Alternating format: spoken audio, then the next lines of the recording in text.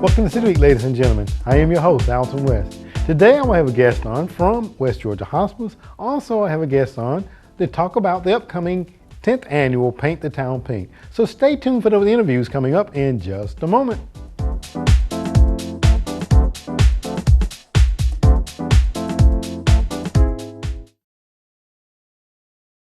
Why United Way? Because 99 cents of every dollar donated to United Way of West Georgia stays right here to help your neighbors. Yes, 99 cents. United Way makes every penny count.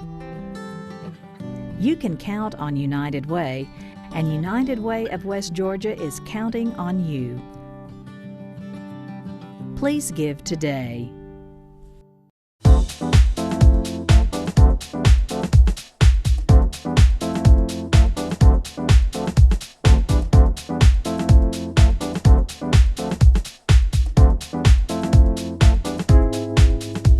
Welcome to City Week, ladies and gentlemen. Today I'm sitting down with the Executive Director for West Georgia Hospice, Keith Brown. Keith, welcome to the show. Thank you very much. Well, it's a pleasure to sit down with you. And Keith, as we were sitting and talking before we came on the air, and I was not realizing and understanding that it has been almost a year and a half since Kathy left, and you've been there in that position since that time, right? I have. Well, Keith, tell us a little bit. I know it's probably you've seen things change in various capacities. Talk a little bit about your experiences there.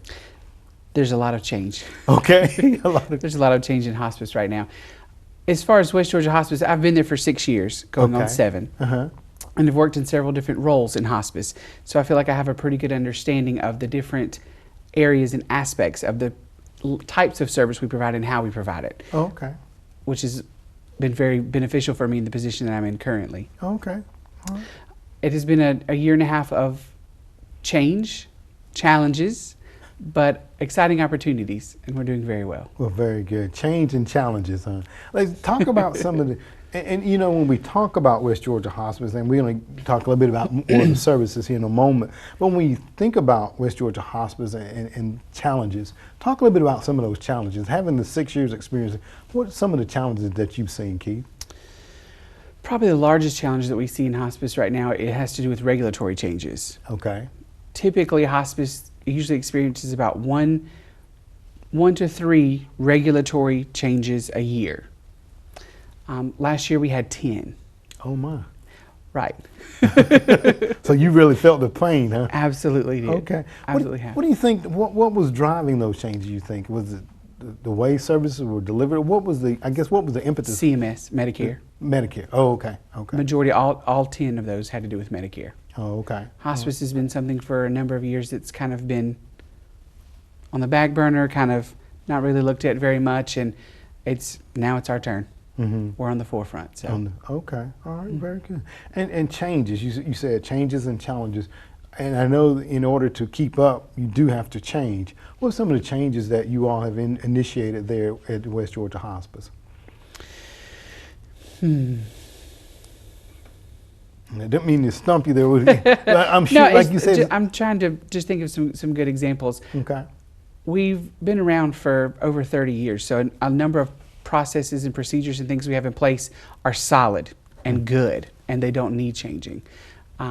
Things that we've had to change have had to really do with the 10 challenges or 10 changes with regulatory, which means that you may have to change something that you do as far as a policy, or you have to do a new form, or you have to do something a new way, or you have to submit something different, or you have to gather this set of information now instead of this set of information. So those kinds of changes. Okay, just the reporting ways of reporting there. Okay, well, very good. Now, again, when you think about West Georgia Hospice, a lot of people are like, oh no, but I know that it is a part of our community. Talk about some of the services that you all offer to the community, Keith. Hospice is a little bit different than any other medical service. Our goal is we look at quality of life, and we also look at symptom management for the patient. In addition, the patient is not only our unit of care, like if you were to go to a hospital or a physician's office. Our unit of care consists of the patient and their family, whoever they consider their family to be. Okay. because we provide not only physical support and symptom management, we also look at psychological support, spiritual support, and emotional support. Okay. We have an entire interdisciplinary team that is assigned to each individual patient and their family. Oh my. So individualized. Everything is individualized. Individualized. Okay. Mm-hmm. And I didn't know that over the course of time when we had other guests come on from West Georgia Hospice, not only do you all have the facility there on Vernon Road, but you all also provide services in the homes of individuals. Correct. The majority of our patients we serve are at home, and that can be in an actual home, or it can be in an assisted living facility, in a nursing home.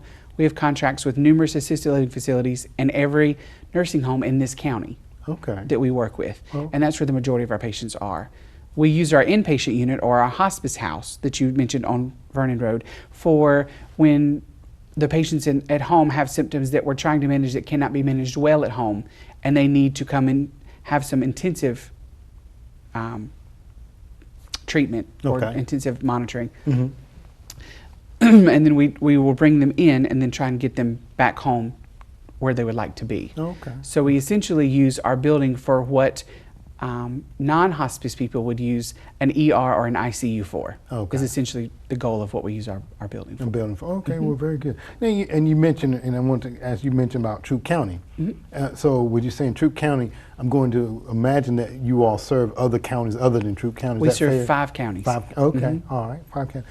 You know those off the top of your head? I do, because I say them a lot. Okay, all right then. Heard, Coweta, Troup, Meriwether, and Harris are the 5 counties we serve. Okay, well, very good, very good. And I know that you all have you don't do all this by yourself. You have a staff of great support. Amazing staff. An amazing staff. Talk a little bit about your staff, Keith, if you don't mind. We do have an amazing staff. The majority of our staff have been there for probably well over 10 years. Okay. It's longevity. That they come, they love it, and they stay, which is phenomenal. Absolutely.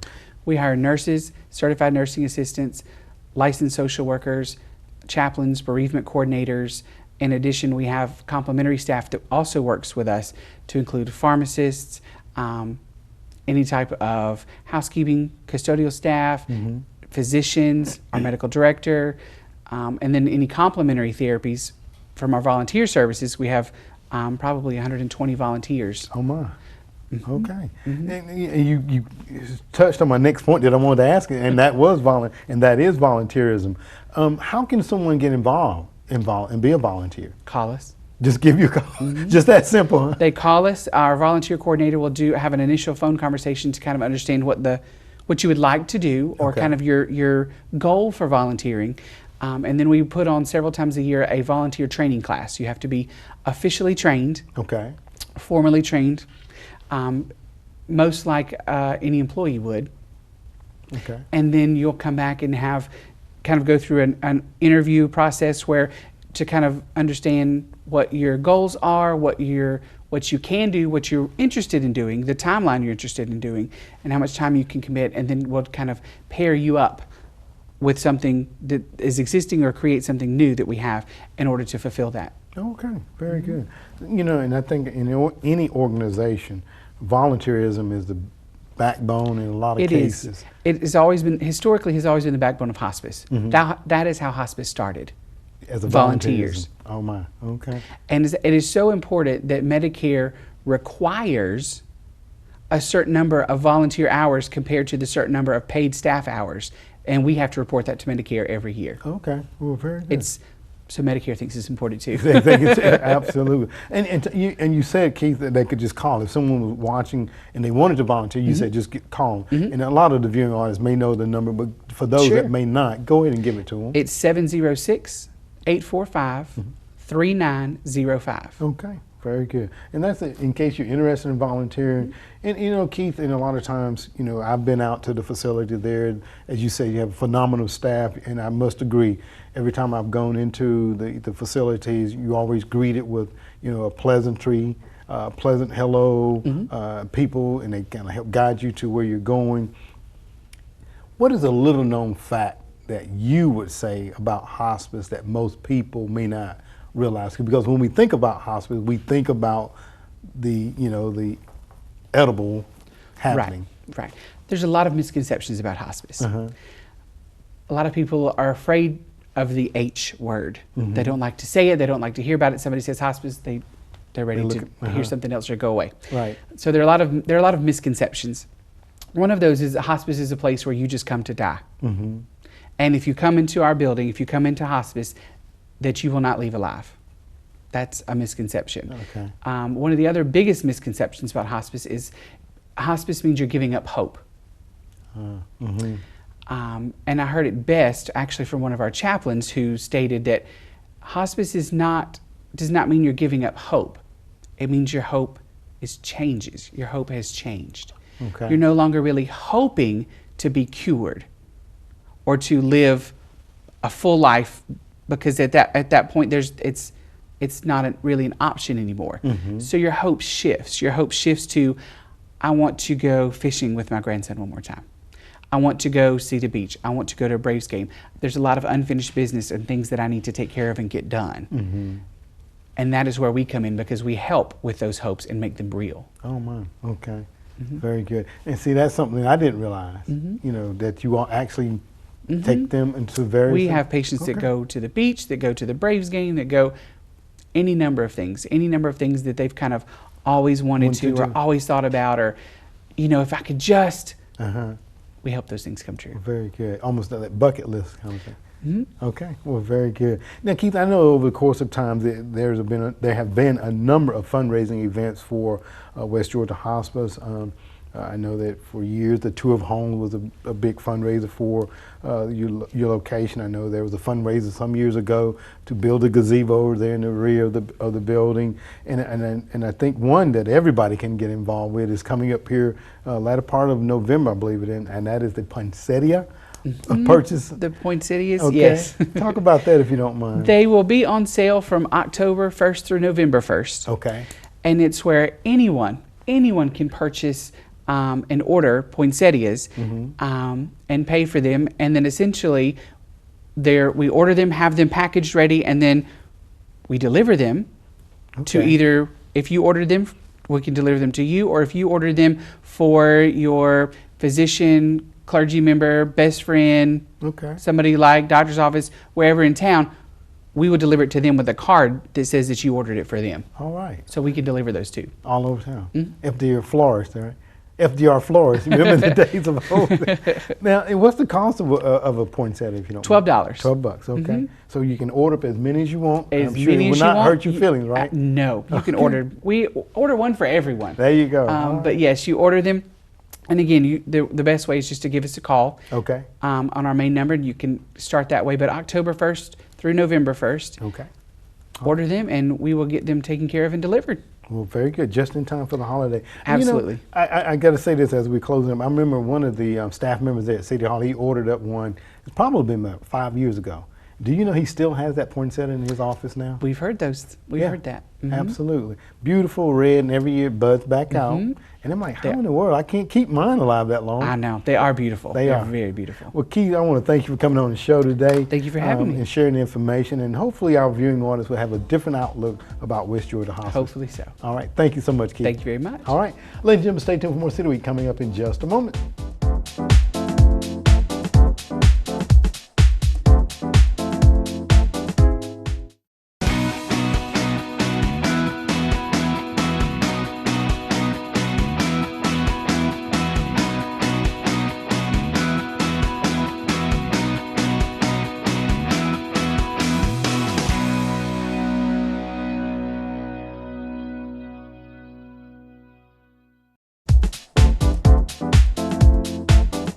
Welcome back to City Week, ladies and gentlemen.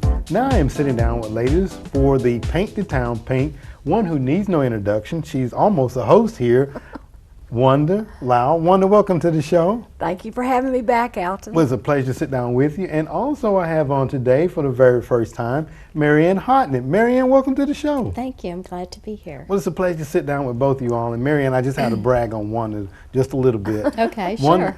One has been here with me now, oh my God, this is the 10th year that the Correct. Paint the Town has been going on. And Wanda, I think we probably have been together just about all those. I think so, Alton. You've been a big supporter to get the word out for us, and we so much appreciate TV19. Well, I appreciate having you me on your show. Well, thank you, because it's for a great cause here in our community, and to see the town just turn pink is just kind of overwhelming. And I think I've shared with you my story of my grandmother having breast cancer some years ago, so it is near and dear to my heart as well. So I'm going to start over here by asking Marianne a couple of questions, because I know that she's new to the Paint the Town Pink. Marianne, talk a little bit about yourself if you don't mind.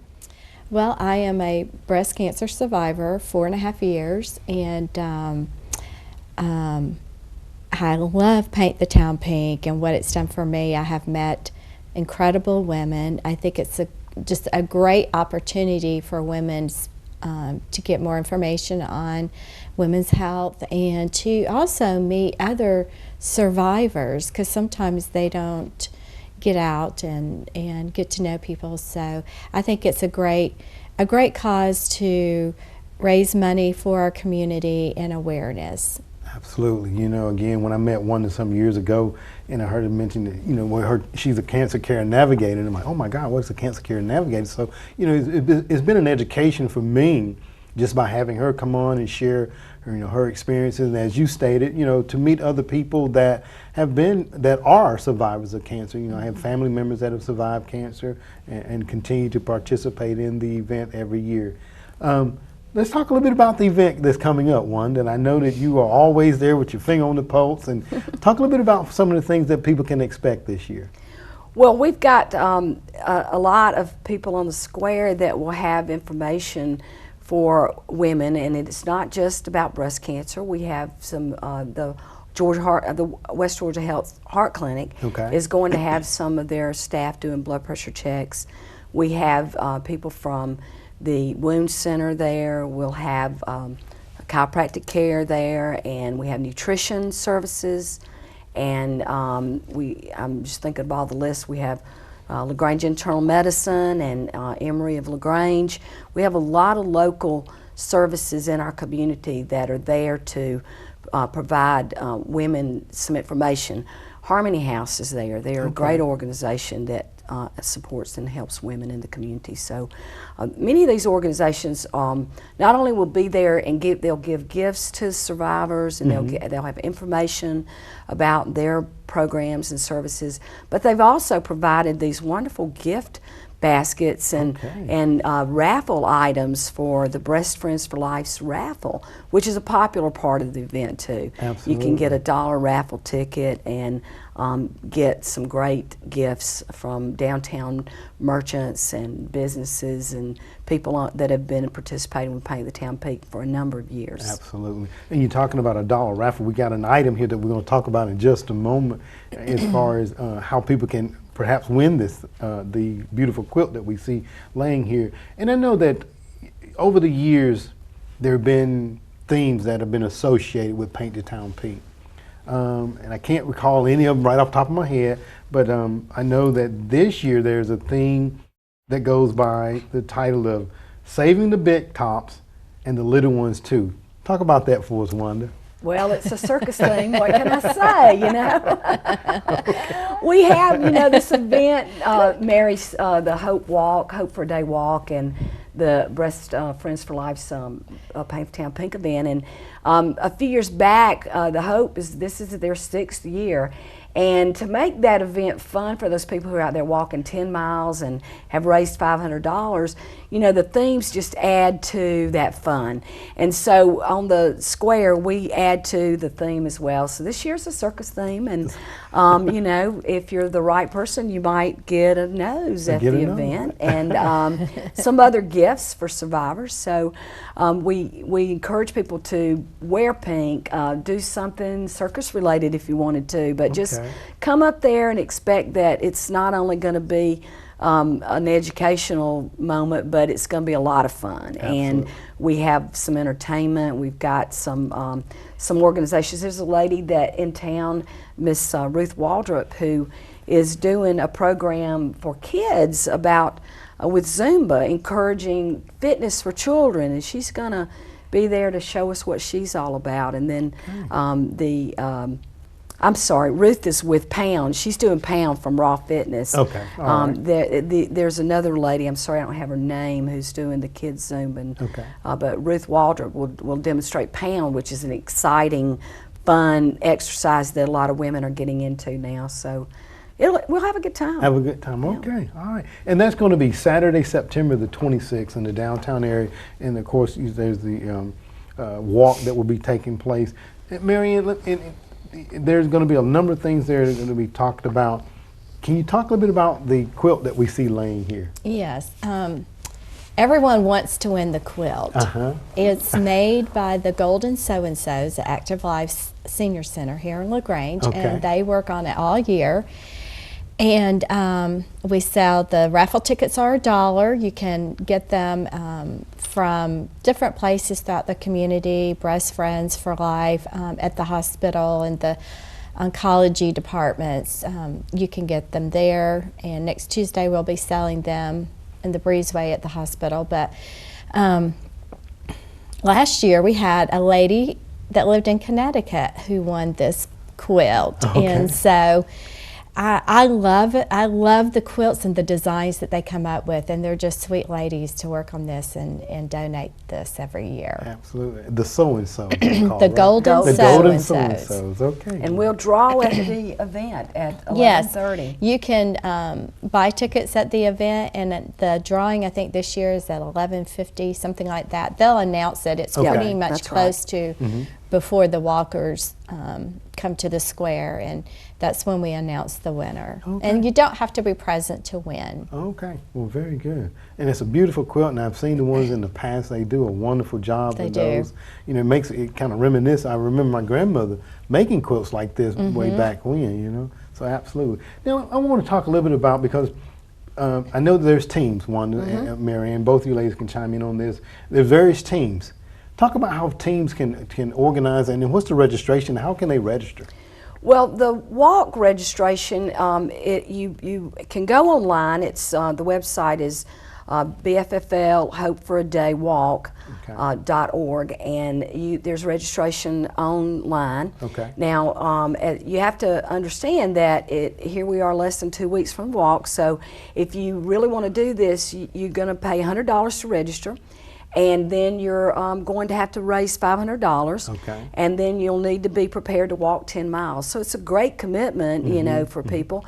And we've probably now got about 200 walkers and crew members who are registered. Now, if you just want to crew and volunteer, you do need to register. You do need to pay the registration fee.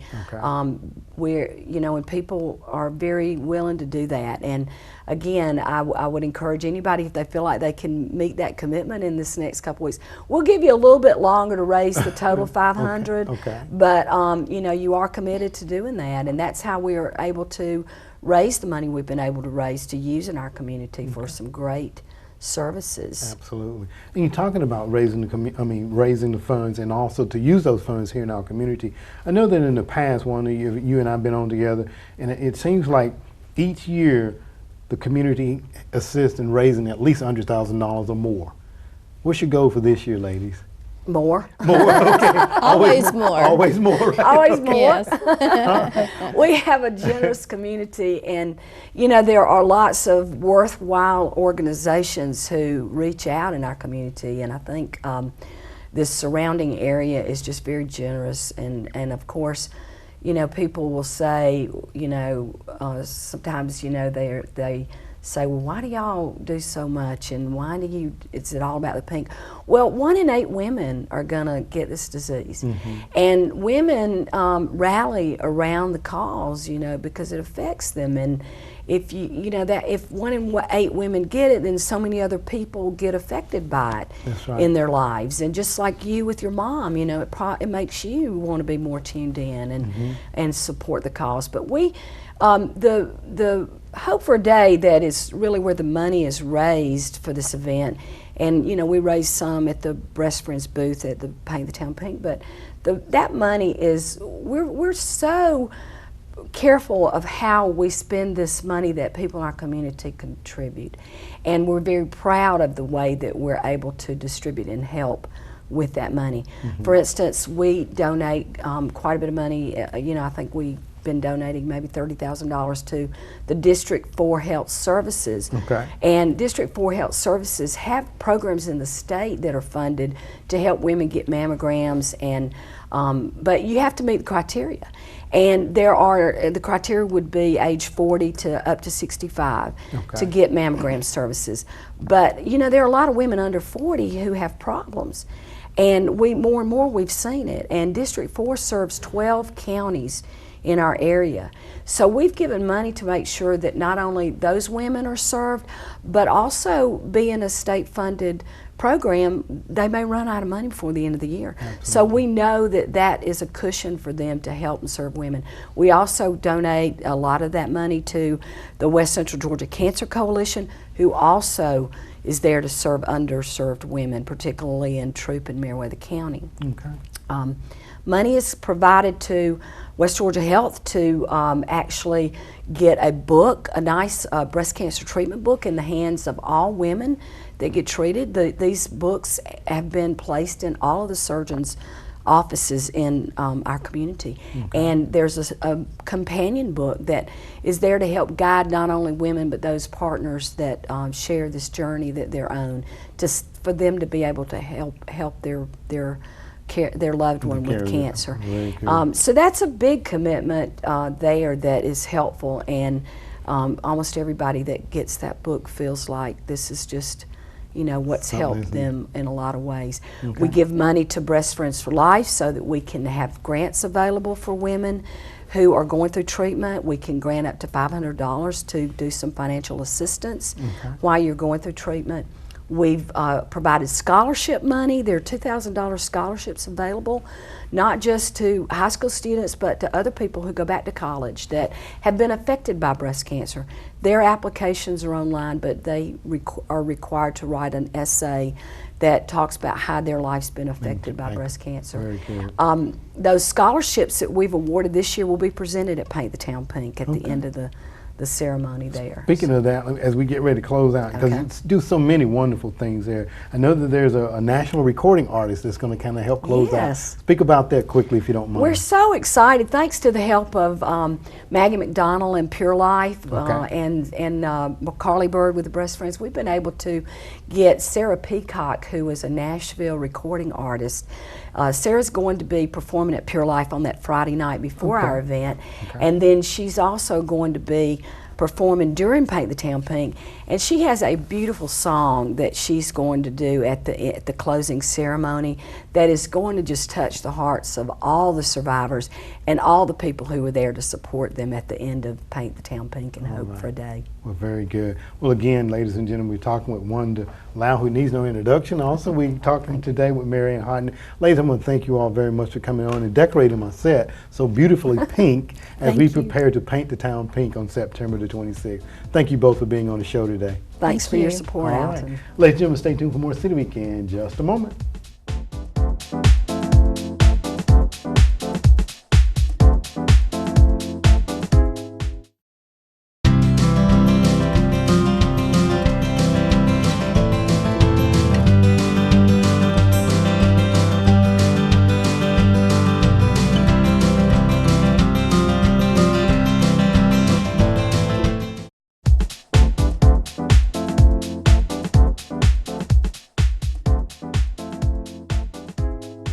Ladies and gentlemen, thank you for joining for City Week this week. My guests have been from West Georgia Hospice, the Executive Director, Keith Brown, as he talked about the upcoming poinsettia sale where everybody can go out, purchase one, and it will be delivered to your office or home. So make sure that you support this worthwhile cause in our community. Also, we talked today with ladies that are organizing the 10th annual Paint the Town Pink, Wanda Lau, along with Marianne Hodden, as this event is coming up on September the 26th, Saturday, in our downtown area. By all means, ladies and gentlemen, once again, if you've never been involved with Paint the Town Pink, come on out. You may just have fun, and you're supporting a very worthwhile cause here in our community once again. Ladies and gentlemen, I hope that you've enjoyed these interviews, and as always, I want to invite you back for more of City Week.